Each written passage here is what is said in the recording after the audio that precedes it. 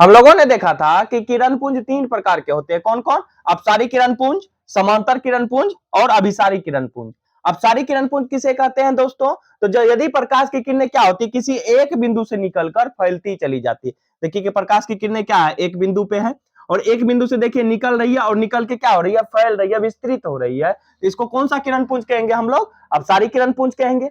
और समांतर किरण पुंज किसे कहेंगे? देखिए डायग्राम से ही क्लियर हो जाएगा इसका डिफिनेशन।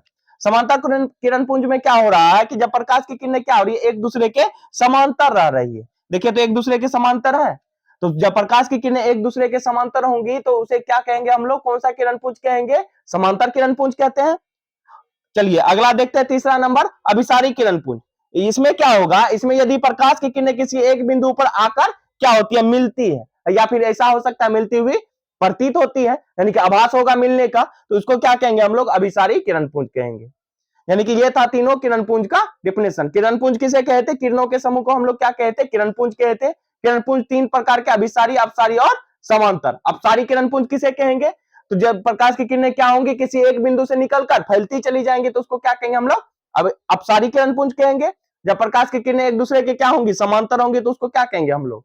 समांतर किरण पुंज कहेंगे। और जब प्रकाश की किरणें किसी एक बिंदु पर आकर मिलती है या मिलती हुई प्रतीत होती है तो उसको क्या कहेंगे हम लोग? अभिसारी किरण पुंज कहेंगे। तो चलिए आगे देखा जाए।